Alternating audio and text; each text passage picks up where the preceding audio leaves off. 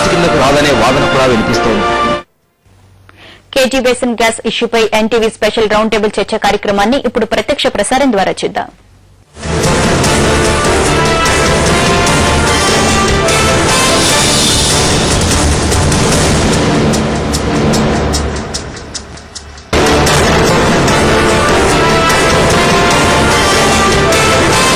తిరిగి స్వాగతం. చుక్కరామయ్య గారు, మీరు అనేక సంవత్సరాలుగా మన సహజ వనరుల వినియోగం గురించి చాలా చాలా సన్నిహితంగా పరిశీలిస్తూ వస్తున్నారు కదా. అసలు మనం ఇవాళ మన పరిస్థితి ఏమిటి కేజీ బేసిన్ గ్యాస్ సంబంధించినంత వరకు? మైక్ ఆన్ చేయండి. ఎన్టీవీ వారిని నేను అభినందిస్తూ ఉన్నాను. కేవలం వార్తలతో విశ్లేషణతో ప్రజలను చైతన్యపరచుడే కాకుండా ఒక ప్రజా ఉద్యమానికి మీరు పురుడు పోస్తున్నారు కాబట్టి మొదలు మీకు అభినందన తెలుపుతూ ఉన్నాను. వాస్తవంగా నేను ఒక 10 సంవత్సరాల క్రితం ఒక ఆర్టికల్ రాశాను. నా ఆర్టికల్కు బేస్ ఆనాడు ఒక రీసెర్చ్ పేపర్ను ఆధారం చేసుకొని రాశాను. చాలా మంది అడిగారు, బాసరలో ఐఐటి పెట్టుతున్నప్పుడు ఎందుకోసం మీరు అడుగుతున్నారని. కొంతమంది సరస్వతి దేవాలయం అని అపహాస్యం కూడా చేశారని మీకు మనవి చేస్తూ ఉన్నాను.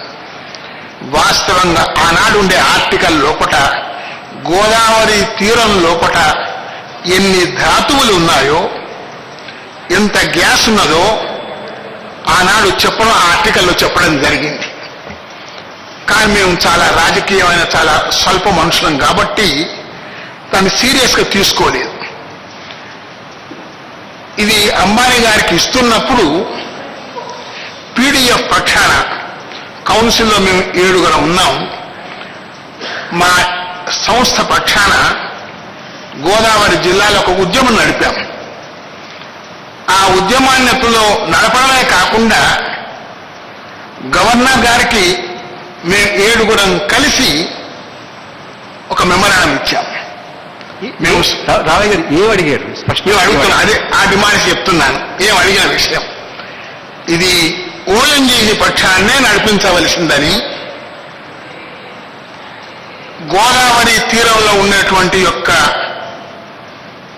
పట్టణాలైనా ప్రాంతాలకైనా కానీ ఉచితంగా ఎత్తున్నదో గ్యాస్ సప్లై చేయవలసిందని, పరిశ్రమలు ఎత్తున్నదో అక్కడ దాన్ని ఆధారం చేసుకొని పరిశ్రమలు పెట్టే అవకాశం ఉంటుందని, గోదావరి తీరం మొత్తం మీద పరిశ్రమలు వచ్చేటువంటి అవకాశం ఉంటుందని, దీన్ని సూరత్కు తీసుకుపోవద్దని ఆనాడు గవర్నర్ గాని ఈ 3 డిమాండ్స్తో మేము ఎత్తున ప్రభుత్వాన్ని అడిగాం మేము.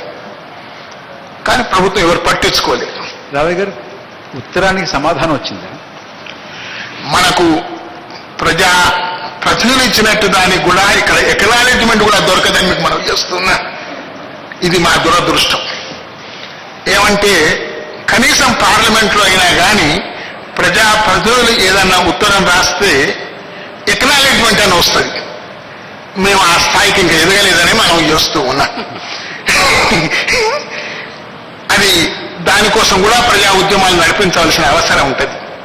మేము ఆనాడు ఏ డిమాండ్స్ అయితే పెట్టామో అదే డిమాండ్స్ ఈనాడుతో నేను మరొకసారి చెప్తున్నాను. ఇది నేను అనవసరంగా ఓఎన్జీసీకును నీ పక్కన పెట్టి అంబానీ గారికి లేక ఇవ్వడమే తప్పు అని మీకు మనం చేస్తున్నాను. ఈ ప్రభుత్వం ప్రైవేట్ పబ్లిక్ పార్ట్నర్షిప్ అని ప్రజా సంపదను ఒక్కొక్క దాన్ని ఎత్తుందో ప్రజల నుంచి దూరం చేస్తూ ఉన్నది. దాని ఇదొక భాగం. రామయ్య గారు, కార్యాచరణ ఏం కావాలి? కార్యాచరణ ఎత్తునదో ప్రజా ఉద్యమాలే దీనికి కార్యాచరణ. ప్రజా ఉద్యమాల యొక్క స్వరూపం ఎత్తునదో మనమందరం కలిసి ప్రజలను చైతన్యం చేసినట్టయితే అది క్రమంగా ఆ ఉద్యమం పెరుగుతుంది. ఇవాళ మీరు ఆ ఉద్యమానికి పురుగు పోస్తున్నారని అంటున్నాను నేను. దాన్ని ఎత్తుందో మీరు తీసుకొని మనం అందరం కలిసి ఆ ఉద్యమానితో పెంచి ఆంధ్రప్రదేశ్ను కూడా ఒక సస్యశ్యామలమైన పారిశ్రామికం కూడా పెంచడానికి మీరు ప్రయత్నం చేస్తారని ఆశిస్తూ ఉన్నాను. ధన్యవాదాలు రామయ్య గారు.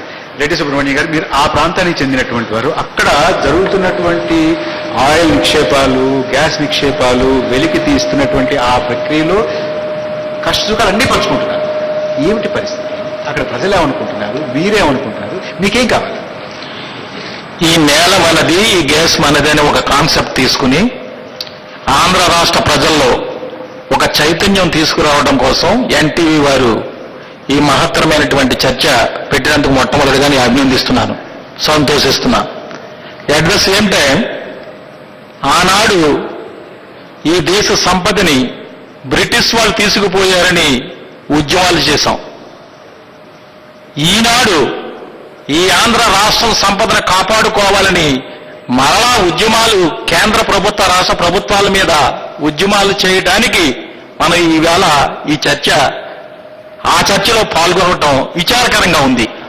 ఎందుకంటే సారీ, మేము మాట్లాడుతూ వస్తున్నాం, ఒక్క క్షణం ఆగండి. వడ్డే శోభనాథేశ్వరరావు గారు మనకు ప్రత్యక్ష ప్రసారం ద్వారా మాట్లాడడానికి సిద్ధంగా ఉన్నారు. వారితో మాట్లాడేసిన వెంటనే మళ్ళీ మీ దగ్గరికి వచ్చేద్దాం. శోభనాథేశ్వరరావు గారు నమస్కారం అండి. శోభనాథేశ్వరరావు గారు, హలో శోభనాథేశ్వరరావు గారు, నా మాట వినపడుతుందా మీకు?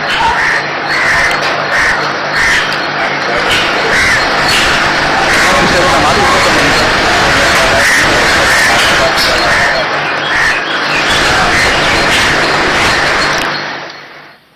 ఎందుకంటే అందరూ చెబుతున్నది ఒకటే, మన రాష్ట్రానికి అన్యాయం జరుగుతుందని. అది ఒప్పుకోవాలి. ఎందుకంటే ఏప్రిల్ 1, 2009 నాటి గణాంకాల ప్రకారంగా చూసుకున్నా ఈ కేజీ D6 బ్లాక్ లో 31 MMSCMD గ్యాస్ ఉత్పత్తి అయింది. అందులో మన రాష్ట్రం గురించి పితాని సత్యనారాయణ గారు, మంత్రి గారు కూడా చెప్పారు. మేము మన రాష్ట్రం గురించి, మేము రాష్ట్ర ప్రభుత్వం తరపున కొన్ని డిమాండ్లు చేస్తున్నాం, పోరాడుతున్నామని. చాలా సంతోషం. అయితే ఈ ఉత్పత్తి అయినటువంటి ఈ గ్యాస్ లో ఎరువుల పరిశ్రమకు కేటాయింపుల్లో ఆంధ్రాకి తీరని అన్యాయం జరుగుతుందని వారికి కూడా తెలుసు. ఈ రంగానికి మొత్తం 15.330 MMSCMD గ్యాస్ కేటాయించగా అందులో రాష్ట్రానికి దక్కింది కేవలం 10.10%. అదే గుజరాత్ తీసుకున్నట్లయితే 4 యూరియా ప్లాంట్లు ఉంటే అక్కడ 24.16% వారికి కేటాయించడం జరిగింది కేంద్ర ప్రభుత్వం. అంటే ఈ జాబితా పరిశీలిస్తే ఆంధ్రప్రదేశ్కి కింద నుంచి 2వ స్థానంలో ఉన్నాం. అంటే ఈ ఎగ్జాంపుల్ తీసుకున్నా మనకు తీరనటువంటి అన్యాయం జరుగుతుందనేది వాస్తవం. ఇక వారు డిమాండ్లు చేస్తున్నారు. కానీ ఆ డిమాండ్లు ఏమిటంటే, ఇప్పుడు ఉదాహరణకి కరీంనగర్ సమీపంలో నేతనూరు వద్ద గల ఏపీ జెన్కో ఏర్పాటు చేసినటువంటి 2000 మెగావాట్లు విద్యుత్ ప్లాంట్ ఉంది. దానికి శోభనాథేశ్వర గారు ఆడియో సరైంది. ఒక్క నిమిషం. శోభనాథేశ్వర గారు వినపడుతుందండి నా మాట?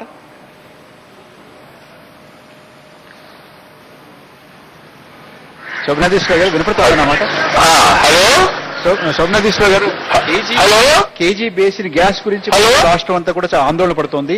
మన పరిస్థితి ఏమిటి, మన వాటా ఏమిటి, మన ప్రయోజనాలు ఏమిటి, మన పరిశ్రమలు ఏమిటి, మనకి ఎంత దక్కాలి అనే దాని మీద చాలా ఆందోళనగా ఉంది. ఏంటి అక్కడ పరిస్థితి ఏమిటి, మనం ఏం చేయాలి, కార్యాచరణ ఏం కావాలి?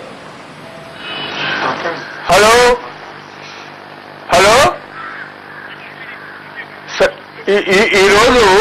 ఈరోజు దేశవ్యాప్తంగా చర్చ జరుగుతూ ఉంది.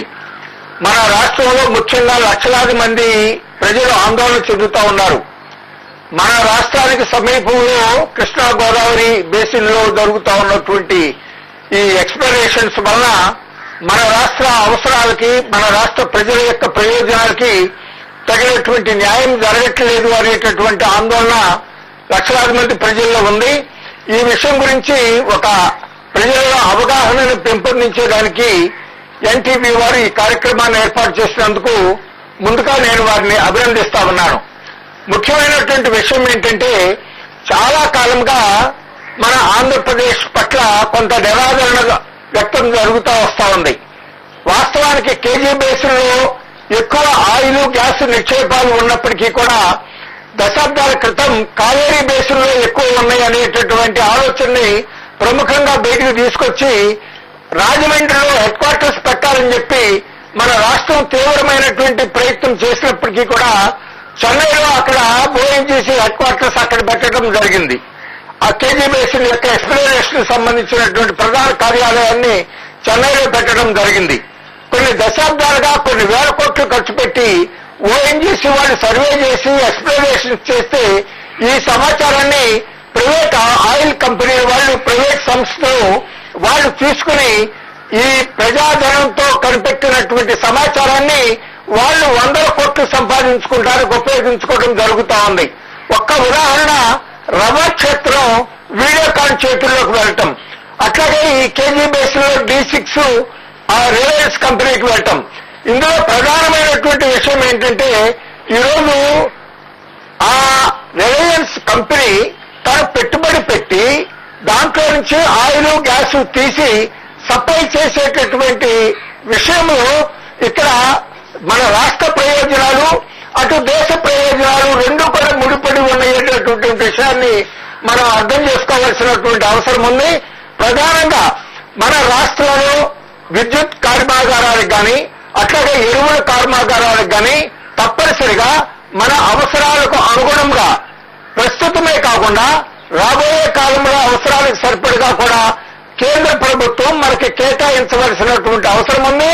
ఈరోజు ఆ ప్రైవేట్ గా రిలయన్స్ కంపెనీ వాళ్ళు గ్యాస్ అమ్ముకోవటం అనేటటువంటి విధానం కాకుండా కేంద్ర ప్రభుత్వం ఇది జాతి సంపద, ఇది మనం సాధించింది ఏమీ లేదు. ఇంకొకటి వెరీ ఇంపార్టెంట్ ఏంటంటే మా ప్రాంతంలో ఈ ఓఎన్జీసీ దగ్గర నుంచి 42 లక్షల CMCల గ్యాస్ రోజుకి అక్కడి నుంచి తీసుకుపోతున్నారు. అలాగే 850 టన్నులు సుమారు ఆయిల్ తీసుకెళ్తున్నారు. అలాగే కేర్న్ ఎనర్జీ ఇండియా లిమిటెడ్ వారు 50,000 బ్యారెల్స్ ఆయిల్ తీసుకెళ్తున్నారు. ఇంకా రిలయన్స్ వాళ్ళు 3 కోట్ల CM గ్యాస్ పర్ డే తీసుకువెళ్తున్నారు మా ప్రాంతం నుంచి. వీటి విలువ లెక్క కట్టాలంటే 1000 కోట్లలో ఉంటుంది. ఈ 1000 కోట్లలో ఉన్నటువంటి మా సంపదను తీసుకెళ్లి మాకు అన్యాయం జరగడమే కాకుండా ఇంకొక ఇంపార్టెంట్ పాయింట్, మిమ్మల్ని ఆపట్ల మీకు ఒక ప్రశ్న అడుగుతున్నాను. అంటే ఈ లెక్కలు ఎంత తీసుకెళ్తున్నారు, ఎక్కడికి వెళ్తోంది, మనకు ఉపయోగం లేదనేది మొత్తం అందరూ చెప్తారు, మీరు చెప్తున్నారు. అయితే మీరు ఆ ప్రాంతానికి చెందినటువంటి వారుగా అక్కడ గ్యాస్ తీస్తున్నారు, ఆయిల్ తీస్తున్నారు, తీయడానికి రిగ్గులు వేస్తున్నారు, తీయడానికి పెద్ద పెద్ద భారీ వాహనాలు తీసుకొస్తారు. మీకు వచ్చేటటువంటి నష్టాన్ని ఆ బడికి కానీ, ఒక పార్కు కానీ, అక్కడ కావాల్సినటువంటి ఏదైనా ఒక రోడ్డు కానీ, ఏదైనా కాస్త ఇన్ఫ్రాస్ట్రక్చర్ కానీ, అక్కడ ఒక మైదానానికి కానీ, ఒక పిల్లలు ఆడుకోవడానికి కానీ ఏమైనా ఎంతో అంత సాయం జరుగుతుంది. వస్తున్నాయి. ప్రత్యేకించి మా ప్రాంతం నష్టపోతున్నది ఏమిటంటే ఈ అన్యాయం ఆంధ్ర రాష్ట్రానికి అన్యాయం జరుగుతుందని ఉద్యమం చేస్తున్నాం. మా ప్రాంతంలో పంచాయతీరాజ్ రోడ్లు ఆ కెపాసిటీ ప్రకారంగా చూస్తే, IRC స్టాండర్డ్ ప్రకారంగా చూస్తే క్లాస్ A ప్రకారంగా వాళ్ళు 20 టన్నుల కెపాసిటీ తోటి ఎస్టిమేట్లు తయారు చేస్తారు. అలాగే R&B వరకు వచ్చినట్లయితే అదే ARC AA ప్రకారం అయితే 70 టన్నుల కెపాసిటీ ప్రకారంగా అక్కడ స్టాండర్డ్ తోటి బ్రిడ్జెస్ అయ్యి నిర్మాణం జరుగుతుంది మా ప్రాంతంలో, R&B కానీ పంచాయతీరాజ్ కానీ. కానీ వీరు ఈ చమురు నిక్షేపాలు తీసుకెళ్లడం కోసం వచ్చి అసలే లూజ్ సాయిల్ 100 నుంచి 140 టన్నులు భారీ యంత్రాలని ఈ బ్రిడ్జెస్ అయ్యి పాడు చేసి ఆ కెపాసిటీకి మించి ఈ రోడ్లు ఆ బ్రిడ్జిలు పాడు చేయటమే కాకుండా ఈ డ్రిల్ చేసేటప్పుడు ఈ సముద్రంలో సంపద ఉంటుంది మత్స్యకారులకి, ఆ సంపదను కూడా పోగొట్టి అక్కడ తీరనటువంటి అన్యాయం జరగడమే కాకుండా ఏదైనా అక్కడ స్థానికంగా ఉన్నటువంటి నాయకులు ఏదైనా మాకు రాయల్టీ ఇప్పించండి అని ఏదైనా ఉద్యమాలు చిన్న చిన్న ఉద్యమాలు చేస్తే ఏదో ఒక కమ్యూనిటీ హాల్ ఇచ్చాం, లేకపోతే ఒక స్కూల్ కట్టాం అని చిన్న చిన్న కార్యక్రమాలు చేసి మరి సరిపెట్టే పరిస్థితి ఈనాడు మా ప్రాంతంలో ఉంది. కాబట్టి అక్కడ వ్యవసాయానికి సంబంధించినటువంటి భూములు పోగొట్టుకుంటున్నాం. మరి అక్కడ ఈ వీరు చేసినటువంటి పరిస్థితుల వల్ల ఈ పంచాయతీరాజ్ చట్ట ప్రకారంగా కానీ లేదా R&B కెపాసిటీ ప్రకారంగా కానీ నిర్మించుకున్నటువంటి బ్రిడ్జిలు కూడా ఆ రోడ్లు కూడా ధ్వంసం అయిపోతున్నాయి. వారేదైనా ఒక బ్రిడ్జ్ కానీ ఒక రోడ్డు కానీ వేస్తే వెంటనే దాన్ని కస్టడీ చేసి ఎవరిని కూడా వెళ్ళని ఉన్నటువంటి పరిస్థితి. ఈ రకంగా చాలా అన్యాయానికి మా ప్రాంతంలో జరుగుతుంది. దీన్ని ఒక ఉద్యమ రూపంలో తీసుకువెళ్ళటం చాలా అవసరం. దానికి మీరు శ్రీకారం చుట్టినందుకు మరొక్కసారి మిమ్మల్ని అభినందిస్తున్నారు. సత్యనారాయణ గారు, ఈరోజు చాలా జవాబులు చెప్పాలని కార్యక్రమాలు ఉన్నాయి. మొట్టమొదటిగా మధు గారు కానీ, సుధాకర్ రెడ్డి గారు కానీ, అలాగే మిత్రుడు మన రెడ్డి సుబ్రహ్మణ్యం గారు కానీ అనేక విషయాలు, కొన్ని విషయాలు మనం క్షుణ్ణంగా ఆలోచించినట్టయితే మధు గారు చాలా సూటైన ప్రశ్నలు కొన్ని వేశారు. ఇక్కడ ప్రాపర్టీ ఎవరిదనే ఆలోచన ప్రధాన లక్ష్యంగా. వేళ ఈ నేల మనది, గ్యాస్ మనది అనేది కదా. ప్రాపర్టీ అనేది దాని మీదే ఈ కార్యక్రమం. ఇది నేషనల్ ప్రాపర్టీ అనేది మీరు ఒప్పుకున్నారు, నేను ఒప్పుకున్నాను, గవర్నమెంట్ ఇస్ ఆల్సో. ఎందుకంటే 2000 వరకు ఈ నేషనల్ ప్రాపర్టీ అనేది ప్రభుత్వ ఓఎన్జీసీ అనుకున్నాను, తర్వాత గేల్ కింద